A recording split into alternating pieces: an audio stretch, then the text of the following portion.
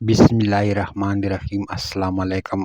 قرآن پاک کی سب سے مختصر سورۃ کوثر کا وظیفہ ایک بار پڑھ کر دیکھیں، بڑی سے بڑی مشکل حل ہو جائے گی۔ سورۃ کوثر کا بہت ہی پاورفل وظیفہ، آپ نے یہ وظیفہ صرف 3 دن کرنا ہے۔ صرف 3 دنوں کے اندر آپ کی جو بھی بڑی سی بڑی حاجت ہوگی، جس بھی مقصد کے لیے آپ اس وظیفے کو پڑھو گے، آپ کا وہ مقصد انشاءاللہ 3 دنوں کے اندر پورا ہو جائے گا۔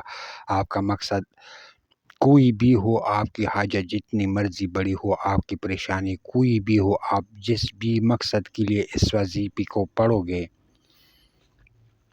آپ کا وہ مقصد انشاءاللہ 3 دنوں کے اندر پورا ہو جائے گا۔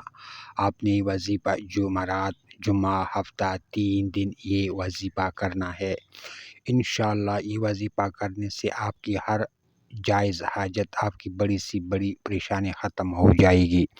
آپ چاہیے یہ وظیفہ اپنی شادی کے لیے کر رہے ہیں، آپ کی شادی نہیں ہے ہو رہی، اس کے لیے کر رہے ہیں، آپ کو اس میں بھی کامیابی ملے گی۔ آپ بے روزگار ہے، آپ کو کوئی کام نہیں مل رہا، آپ اس کے لیے بھی یہ وظیفہ کر سکتے ہیں۔ آپ کے دشمن ہے، ان سے چھٹکارا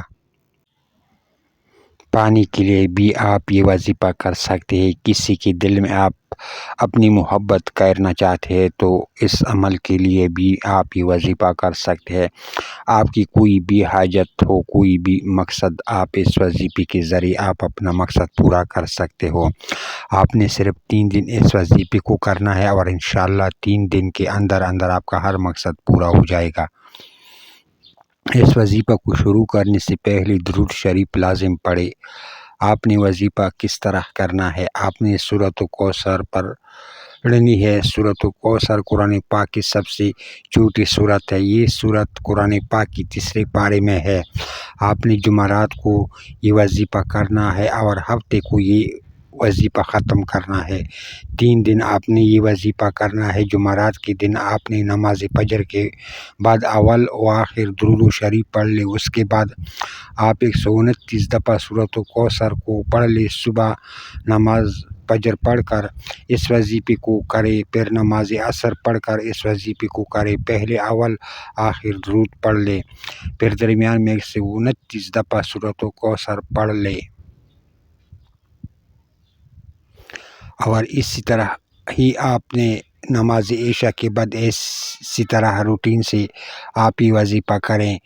اسی طرح 3 دن آپ نے یہ وظیفہ کرنا ہے۔ آپ کو کوئی بھی حاجت ہے، کوئی بھی مقصد ہے، اس کو ذہن میں رکھ کے آپ نے یہ وظیفہ کرنا ہے۔ وظیفہ کرتے وقت پورا دھیان آپ کا وظیفہ پر ہونا چاہیے، دل میں کوئی بھی شک نہیں آنا، پورا دھیان وظیفے پر رکھ کے آپ نے یہ وظیفہ کرنا ہے۔ انشاءاللہ اس وظیفے کو کرنے کے بعد آپ کو اللہ سے مانگی ہر دعا قبول ہوگی۔ اس وظیفے کو پڑھنے کے ہر بھائی بہن کو اجازت ہے، اس کو پڑھنے کو کسی سے بھی اجازت لینے کی ضرورت نہیں، اور صدقہ جاریہ سمجھ